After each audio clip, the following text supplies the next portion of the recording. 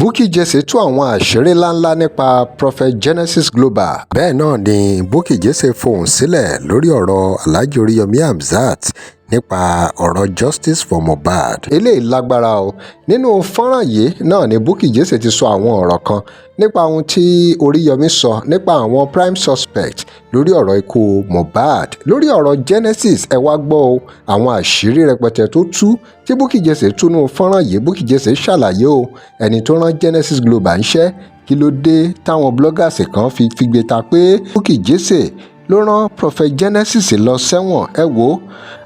àṣírí túnú fọ́nrán yìí ò gbogbo ẹ̀ ní Bukky Jesse ṣàlàyé o kí Oriyomi mọ̀ tí ò sọ tí Bukky Jesse náà fi ń figbe ta pé òun wà disappointed. Ọ̀rọ̀ rẹ̀ o ẹ̀yin èèyàn wa ẹ súnmọ́ bí ẹ wá wo ohun tó ṣẹlẹ̀.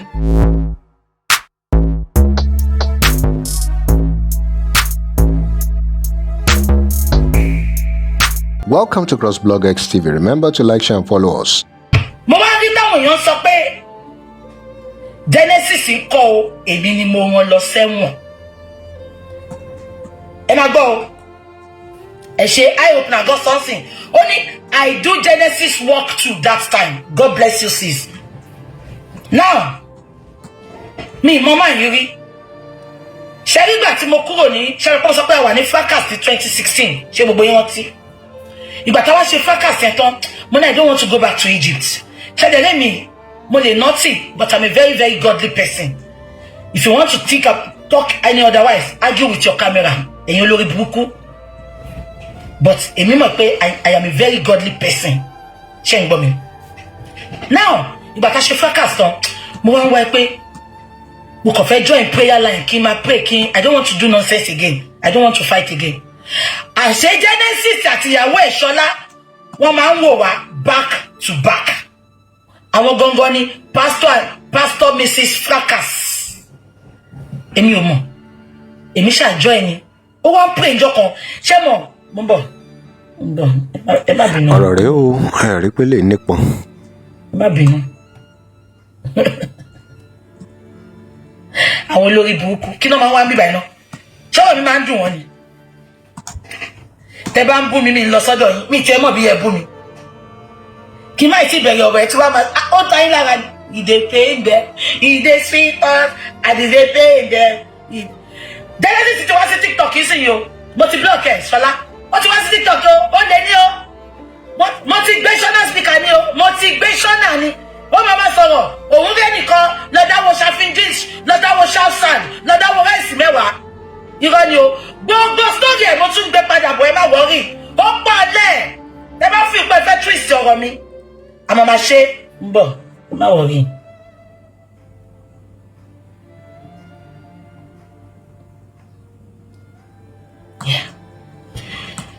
ṣé nǹkan tí mo sọ yé yín so mo wá ti kúrò ní orí fracas mo wá bí tí ma wà prayer line ṣe mọ̀ kí n máa pray kí n dẹ̀ máa ṣe tèmi. Ọ̀rọ̀ rẹ̀ o ẹ rí pé lè nípọn. ṣé kí n dẹ̀ jẹ́sẹ̀ lẹ́ngbà yẹn mo dẹ̀ join mo dẹ̀ ń wo kí ni church ẹ̀ ìgbà yẹn ẹ má jẹ́ kí n parọ́ gbogbo èrò tó ń wo ju 15.5 lọ èèyàn 15 half yẹn ọmọ kékeré kan ni kò ní followers kò lógo kò mógo wáyé because oníjìbìtì ni èmi ò mọ̀ but ẹ mọ̀ ìtòrò jẹ́sẹ̀lẹ̀ èmi ò wá mọ̀ pé motivational speaker ni èmi rò bí pastor ni ẹ má don't get it twisted there is motivational speaker many of our pastors they are motivational speaker they are not pastors no guys 15 àwọn àgbàgbàjọ yẹn ni 15 half lọmọ kékeré tó wà bẹ́ẹ̀ 15.5 làwọn tó wù gbà yẹn ẹ̀dẹ̀ mọ́ bíje yín ó pọ̀ lẹ̀ mo bá bẹ̀rẹ̀ sí ní wò ẹ̀dẹ̀ mọ́ èmi gbogbo bí tí bá ti ń enjoy nǹkan ẹ mọ̀ pé ìjọ Saturday mo fi gbogbo food stuff wọ̀nyí tẹ́lẹ̀ mọ́ pé nǹkan tí bá ń enjoy máa fẹ́ jẹ́ kí n gbòyàn wá o ṣé òbí ṣe máa ń wò mo jẹ́ wọ́n pé preaching bọ̀bọ̀ yìí àṣé olórí burúkú motivational speaker ó ti ń wò wá àwa máa fi nǹkan tó ń ṣẹlẹ̀ lórí social media ìjà tá à ń jàgbá yẹn a máa fi preach inú mi àwa máa dùn pé ẹni yìí wà nú ẹ̀mí o nǹkan ó rí wọn o ipe gbogbo nǹkan tó ṣẹlẹ̀ a ní ẹ má jà mọ́ ẹ fàyè yín fọ́lọ́hun there's nothing in it. Mo ṣáà ń wò ṣẹ́dẹ̀rí mi ṣe ń gbọ́ I don't condemn pastors ẹni rí mi kí n condemn pastor but ṣẹ́dí tiẹ̀ yẹn because I knew it was fake from the pit of hell ni mo ṣe bọ́ síta mo fẹ́ sọ̀rọ̀ púpọ̀ láàárọ̀ because justice mo fẹ́ ṣe mo kàn fẹ́ gbé yín débẹ̀ díẹ̀ ni ṣé jọ́ tí mo kọ́kọ́ bọ́ sórí platform mo ní this is a vibrant pastor mo bá lọ Google orúkọ ẹ̀ gbogbo ẹ̀yin tẹ́ ń wò mí láàárọ̀ ẹ̀ ẹjọ́ torí Ọlọ́run ká tó go on sàn tó bá yẹ pé fóònù kan lóní lórí fóònù yẹn náà wọ́n wá mú Facebook sún sẹ́gbẹ̀ẹ́ kó wá Google Genesis global scandal with 11 million naira scandal. Ẹ bá mi Google ẹ̀ but ẹ bá lè Google ẹ̀ èmi á Google ẹ̀ má kà fún yín. Ìgbà tí mo lọ sórí Google mo rí kinní yẹn mo fi pé nǹkan tó ti pẹ́ ni mo ṣàbẹ̀rẹ̀ sí ní wò. To cut the long story short mo bẹ̀rẹ̀ sí ní share sáwọn tó wà nínú fracas mo share sáwọn ará ta everybody máa gbé sórí wall mi ẹ jẹ́ mọ̀ pé anybody tí BJ bá dúró sẹ́yìn ẹ̀ èmi kọ́ Ọlọ́run ni ó pẹ̀lú kankan tọ́lọ́run fi sí mi lára mo máa ń sọ kíní yẹn that's why you will see me I don't do advert for people àfàwọn tó bá súnmọ́ mi tó bá ní ìkùtà tó bá tà tí n bá polówó fún ẹ wá tà gbàgbé kò ṣoògùn I am saying this from the bottom of my heart now níbi tí mo good dé ni mi mọ bọ́lọ̀ ṣe máa ń ṣe tí n bá dẹ̀ ní this person mo fẹ́ dúró tí máa dúró tán ni nínú òjò nínú ẹ̀rùn èmi ò ń sọ lórí búkọ àwọn ọ̀rẹ́ àbíkọ́ yẹn mi ń sọ lórí búkọ àwọn ọ̀rẹ́ tó yẹ pé nígbà ìṣòro wa sá pamọ́ no mo máa ń dúró tán ni àwọn èèyàn mọ̀ mi fẹ́ yọkàn yẹn báyìí ní lọ jókòó wọ́n bá ìfèsì ogun yẹn bó ti yẹ pé máa jẹ̀bi bọ̀ ń bẹ̀ máa yí ìfèsì ṣe ń gbọ́ mi ìgbà tí mò ń wo kí n má fọwọ́ gùn èèyàn 15.5 ló ń wò mo bá bẹ̀rẹ̀ sí ń ṣe bí ṣe ń ṣe kíní yẹn ń go ó ń lọ sókè ó ń lọ sókè ó ń lọ sókè ó ń lọ sókè all of a sudden ó wá di gbogbo ẹni táyé ń wá rírì àwọn ayé wá ń wò ó bẹ̀rẹ̀ sí ní popular ìjọ kan ó bá ní bàbá yẹn dábàá wá 99% àwọn tó wà lórí platform ẹ̀ àwọn ọmọ ṣọ́ọ̀ṣẹ̀ wọ́n wà lórí platform tá a ti máa ń wo yẹn so ọmọ máa wá múgùn nù wa ó dàbí bí ṣe wọnú bẹ̀ yẹn wọ́n ti sọ fún pé BJ ń wù ẹ́ o ó bá ní ẹyẹ jàmọ́ èyí tẹ́ ẹ ṣe fracas like one of my sisters ẹ máa gbọ́ ibi tẹ́mi ti stupid nìyẹn one of my sisters Bukola Jesse ọmọ bàbá mi ni dáàdì ẹ̀ ìgbà tí mo tọ́wà ní tẹ́jú oṣó mo lọ kí wọn wọ́n gbé mi sẹ́sẹ̀ èmi wá sí gbàgbé pé ẹ wà èmi àti dẹ́nẹ̀ stupid ẹgbẹ́ ni wà kí ni tó ṣe máa sọ pé dáàdì mi gbóhùn sẹ́sẹ̀ lọ́dún wo aṣọ ó bó ṣe rí pé mo wà nínú bẹ̀rẹ̀ ó mú sí mi lórí ní bẹ́ẹ̀ àwọn ọmọdé ọkọ̀ dáàdì mi ó ní don't fight again I can see you are an evangelist ó ti rí pé mò ń bóun promote page òun I can see you are an evangelist don't fight again inú èmi náà wá ń dùn àwọn èèyàn wá ń tọ̀ mí gbà yẹn wọ́n ṣe evangelist BJ bó ṣe fún mi ní evangelist báyìí èmi náà bá bá tó bá ṣe ẹ̀ máa ṣe ibẹ̀ ló tán sí o ṣé ń gbọ́ àwọn èèyàn náà started watching him because of you God bless you. ọ̀rọ̀ rẹ o mo bá bẹ̀rẹ̀ sí ní bá ṣe ẹ̀ ó bá dijọ́ kan ìkànnì àwọn ọmọọṣẹ́ ó bá ẹ̀ ń tà mí pé dáàdì máa ń kí yín ẹ gba nọ́mbà kẹ̀kí dáàdì ó lọ́ mi lára mo dẹ̀ gba nọ́mbà yẹn lóòótọ́ ìgbà tí máa pe dáàdì níwájú Ọlọ́run àti ènìyàn òun àti ìyàwó ẹ̀ ló wà lẹ́gbẹ̀ẹ́ ara wọn mo ní dáàdì ẹ káàárọ̀ sà ta ló ń sọ̀rọ̀ mo ní Bukky Jesse ọmọ dáàdì mi èmi ò ń ṣọjọ́ ọ̀rọ̀ ẹ jẹ́ ká fàánà dáàdì mi ẹ jẹ́ ká lọ sọ́dọ̀ justice for mohbad àwọn èèyàn tún ní mo dàgbà jù lọ ọmọ dáàdì mi ìyàwó mi wà bí ẹ kí wọn fún pé lẹ́ni yẹn ẹ̀yin lè máa jẹ́ godmother ọmọ mi wọ́n ṣẹ̀ṣẹ̀ wọ́n ná ọmọkùnrin ké ó lọ́mọ oríṣiríṣi èpè ló máa ń gbá àwọn àkọ́bí ẹ̀ṣẹ̀ ọmọ táwa mọ̀ ọmọ yẹn kéré mo ti gbàgbé ọkọ ọmọ yẹn ó wá gbé fóònù fún Ṣọlá náà wá ní ẹ ṣe mà ẹ̀yin ni bí dáàdì ṣe sọ yẹn ẹ̀yin ni godmother ọmọ mi ẹ̀yin ni godmother ọmọ mi ẹni tó bá súnmọ́ mi á sọ fún yín ẹ gbàgbé bó ṣe ṣẹlẹ̀ mi ìṣolóhùn wọ́n dẹ̀ sọ godmother mo dẹ̀ ní daddy and mommy this is a big honour ṣé mo ó dàbí ẹ bá bínú ẹ̀yin redeem ó dàbí kí ẹ pé àwọn pastor redeem yín sìn kọ́ wá sọ pé ẹ̀yin ni godmother ọmọ wọn ẹ mọ bó ṣe máa honour ṣóyẹ yín it's like an honour mo dẹ̀ ní no problem sir after 2 weeks báwọn dáàdì mi ṣe pè mí nìyẹn jẹnẹ stupid àwọn fẹ́ ra microphone no wọ́n send microphone yẹn sí mi bó ṣe yẹn tà mí bọ̀ nìyẹn o ṣẹ́jẹ̀ mọ́ ojoojúmọ́ tó bá ti ń ṣe service ó máa dárúkọ dáàdì mi a máa dárúkọ dáàdì mi bàbá jésè ló ṣe wọ́n pé gbogbo gíga ojú báyìí lọ bàbá jésè ló fún mi lábẹ́ òróró bàbá jésè ló fún mi jẹ́nẹ́ ọ̀gbẹ́gbẹ́ burúkú tó bá ti wá sí pátì ṣé mo àfà tó wé láwà ní ńlá tán àtàkì yẹn tóun àti jẹnẹrẹ́pù jọ pàdé níbì kan yẹn ó mu sí lórí ni ẹ mọ̀ pé àfà yẹn sọ ó ní wò rí gbogbo pásítọ̀ yìí tó bá ti níbi tó ti máa ń tà yẹn ẹ máa gbọ́ muslim ni mí Wàsíù ni orúkọ màmá mi muslim ni mí mi ní ṣọ̀tẹ̀ muslim mi ní ṣe kíní kan ṣàkárí ìyá mi mu orí àkìtàn láti ń ṣe oúnjẹ jẹ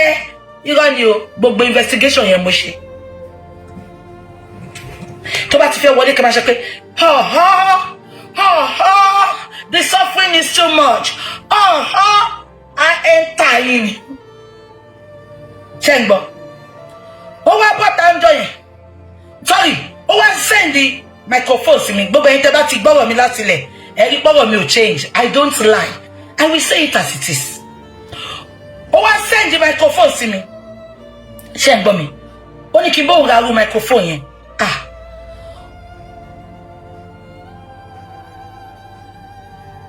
oh don't worry sis don't worry ṣé ń gbọ́ mi ó ní kí n bóun ra microphone yẹn mo ní no problem gbogbo yẹn fi tèmi kọ́gbọ́n o ẹ bá mi dájọ́ yìí o ẹni tó ti ń porúkọ dáàdì yín tó ti ń pọn yín lé lórí ọ̀tà ó wá sẹ́ǹdì kan ìgbà tó sẹ́ǹdì microphone yẹn sí mi ó ní kí n sọ iye tó ń tà kóun lè sẹ́ǹdì ẹ̀ ẹni tó bá súnmọ́ mi á sọ fún yín màá wá ní kọ́ máa sẹ́ǹdì kọ́ máa change náírà sí pounds mo dẹ̀ sọ fún irọ́ òdà mo ní ẹ má wọrí sà màá bá yín rà mo dẹ̀ ríru microphone yẹn mo dẹ̀ sẹ́ǹdì sí mo ní ṣóhun ni ó dẹ̀ lóhun ni mo ní mo fẹ́ confirm kí n tó ra ni ó lè lò ní mo ní kó má wọrí bó ṣe rí pé mo ní kó má wọrí báyìí bó ṣe sẹ́ǹdì tó tún wọ́n jù yẹn lọ nìyẹn mo ní no problem gbogbo yẹn fi tèmi kọ́gbọ́n o ẹ bá mi dájọ́ yìí o ẹni tó ti ń porúkọ dáàdì yín tó ti ń pọn yín lé lórí ọ̀tà ó wá sẹ́ǹdì kan ìgbà tó sẹ́ǹdì microphone yẹn sí mi ó ní kí n sọ iye tó ń tà kóun lè sẹ́ǹdì ẹ̀ ẹni tó bá súnmọ́ mi á sọ fún yín màá wá ní kọ́ máa change náírà sí pounds mo dẹ̀ sọ fún irọ́ òdà mo ní ẹ má wọrí sà màá bá yín rà mo dẹ̀ ríru microphone yẹn mo dẹ̀ sẹ́ǹdẹ̀ sí mo ní ṣóhun ni ó dẹ̀ lóhun ni mo ní mo fẹ́ confirm kí n tó ra ni ó lè lò ní mo ní kó má wọrí bó ṣe rí pé mo ní kó má wọrí báyìí bó ṣe sẹ́ǹdẹ̀ tó tún wọ́n jù yẹn lọ nìyẹn ṣé ń gbọ́ he is powerless don't worry èyí tó ṣe ló lè ṣe yẹn Genesis mo pè é níjà láàárọ̀ yìí tún try me tí ò bá ní dún nínú ilé ẹ̀kọ́ pè mí lọ́mọ àlè bring it on ó pọ̀ ńlẹ̀ àṣírí ẹ̀ ti kún bí gbogbo àwọn ọmọ ṣọ́ọ̀ṣì ẹ àwọn tó ń tẹ̀lé ẹ mo ti ráyè tiẹ̀ ọ̀rọ̀ rẹ o ẹ̀rí pé lè èmi ní kọ́kọ́ tó ṣe fún ọmọ mi yẹn mo máa sọ kẹba lè wá pé Ẹgbẹ̀jì ṣọ́ọ̀ṣì babaláwo ilé babaláwo lẹ ń lọ kò ń ṣe church. I have to say you know I will not keep anything. I will not. I have to say it as it is. Ẹ sọ pé màmá ṣakọ pé òun lòun ṣèkà jẹ́ kó continue. Èmi àti mo ti challenge ẹ̀ sí mo ti pè é níjà sẹ́ẹ̀. Genesis tún try yẹ mo dẹ̀ gbogbo àwọn ọmọ church yẹn tó ti sọ dé gbárílẹ̀ èyí tó ti pa gbogbo ẹ̀ ló ń bọ̀ lórí íńtánẹ́ẹ̀tì. Tí bá sọ̀rọ̀ fún yín ẹ fi sọ́wọ́ sí yín. Ìgbà tó Oriyomi sọ pé òun ò ṣe mọ́ kí ni mo sọ mo ní Falana contacted him ipe ṣọfẹ́ máa gbójú òun nínú kóòtù ni. Now Oriyomi ti sọ tọ́tọ̀ ó ní ìgbà tí mohbad kú one of the prime ó purposely sọ prime yẹn ni purposely ló fi sọ prime yẹn one of the prime suspect bó ṣe sọ purposely sọ prime yẹn ni Oriyomi sọ pé one of the prime suspects ran to lawyer tó gba justice fáwọn nígbà tí Timothy ṣẹgbọ́sá ó ní bí mohbad ṣe kú ó ní one of the purposely ló fi sọ prime suspect yẹn kò sọ jẹ́jẹ́ kò sọ pé prime one of the prime purposely one of the prime suspects ó sáré lọ bá Falana ṣàbẹ̀ pé mo sọ ìgbà tá bẹ̀rẹ̀ justice mo ní why tí mohbad ṣe kú tó jẹ́ pé Falana ni àṣànà sáré lọ bá because ó ti mọ̀ pé ẹjọ́ yìí máa dọ́dọ̀ Oriyomi because bó ṣe kú ni gbogbo wa ti sọ pé kó Oriyomi bá wa ṣe bó ṣe ṣe ti Timothy wọ́n fò lọ bá Falana. So Oriyomi gan mọ̀ pé àṣànà prime suspect ni. Oriyomi dẹ̀ sọ pé òun ò lè máa báyàn ṣe competition Falana ló ń bá wí ẹ jẹ́ ká tún play kẹ́gbọ́. Can you see the complication? So I cannot put my head. Because before I start my fight, I do 1+1 and I will ask, when they bring case to me, I will ask, do you really want to do this case? If you tell me yes, I will say, I can call you 1 minute. Now, ṣé mo kọ́ tó fọ́ọ̀lì fún mi? Oriyomi ó dùn mí fún ọgbọ́n. Màá sọ díẹ̀ nínú ọ̀rọ̀ Mr. Oriyomi lẹ́dí fún yín. He doesn't know me, I don't know him. I've not met him. But I've read a lot about him in the past. Ṣé ń gbọ́ mi? Oriyomi sọ àwọn ọ̀rọ̀ kan bẹ̀rẹ̀ tó le gan. Ó níyàwó ni prime suspect tí gbogbo wa dẹ̀ máa ń sọ. Inú mi dẹ̀ dùn pé Oriyomi sọ síta lẹ́nu. Ṣé ń gbọ́ mi? But just because Oriyomi sọ mi báyìí ó ní bí mohbad ṣe kú ìyàwó sáré lọ bá lọ́yà tó gba justice fáwọn nígbà Timothy ó ní kí ni kóhun ṣe ṣe wọ́n ti kó mo dẹ̀ sọ fún yín pé Falana pé Oriyomi pé ṣó fẹ́ máa bóun ó fẹ́ máa wò wọ́n lójú nínú kóòtù ni Oriyomi dẹ̀ máa láti ṣe nǹkan tó ṣe yẹn because ó gba Oriyomi nínú òjò gbogbo owó tó dá ipe kan fi ṣe justice fún Timothy gbà yẹn Falana lóhun ò gbà so Oriyomi kò ní lè ṣiṣẹ́ yẹn ó máa wà complicated but ibi tí mo ti wà disappointed nínú Oriyomi ẹ jẹ́ kí n sọ fún yín ìgbà tẹ́mi mo Oriyomi kò tí ì sí social media ṣẹ̀ṣẹ̀ ń come up ni Oriyomi jẹ́ ẹnìkan is a fearless lion Oriyomi ò rán Uche iṣẹ́ Oriyomi ò wojú he used to say it as it is kò ṣègbà tí social media wá di yánmọ̀yánmọ̀ yìí o ṣe ń gbọ́ mi Oriyomi máa ń sọ bó ṣe rí àwọn èèyàn máa ń bẹ̀rù Oriyomi gbọ́ngbà yẹn when Oriyomi wọ̀ sí Oriyomi kò ń ṣe ìsín so tí bá rí Oriyomi tó ń ṣe àwọn nǹkan kan mo máa wò pé kí ló ń ṣẹlẹ̀ ṣé Oriyomi ti jẹ́ dodo ní tí ò lè sọ dodo ṣó ti súnmọ́ politician ni tí ò lè sòótọ́ mọ́. ẹ̀yin èèyàn wa kí lè ròyìn lórí gbogbo ọ̀rọ̀ yìí o àti ti Genesis àti Oriyomi Hamzat lórí gbogbo ọ̀rọ̀ tó ń lọ pàápàá èyí tó ń lọ lórí justice for mohbad kí ló lè fà á kéèyàn fà sẹ́yìn lórí àwọn nǹkan tó ti ń ṣe dáadáa pẹ̀lú gboyà tẹ́lẹ̀. Ẹ mọ̀ pé wọ́n máa ń sọ náà, wọ́n ní màjàmásá lọ̀rọ̀ ilé ayé. Ohun tó pamọ́ lójú ẹ̀dá ó hàn gbangba lójú Elédùmarè. Kí lẹ feel nípa ohun tí Bukky Jesse sọ nípa àwọn méjèèjì yìí? Báwo ló ṣe rí lọ́dọ̀ yín? Kí lẹ mọ̀ ń pa ẹ̀? Ẹ drop comment yín. Remember to like, share and follow us. Thanks for watching. Tẹ́ ẹ bá lè rí àmì ṣe, gbogbo ogun tó lóhùn ní gbọ́ tó lóhùn ní gbà lórí ayé yín, iná agbára Ọlọ́run máa jó dànù. Kí lè nǹkan tẹ́ ń là kọjá tó dàbí pé ẹ ti wá ọ̀nà àbáyọ ṣùgbọ́n tí ẹ ti rí ọ̀nà àbáyọ.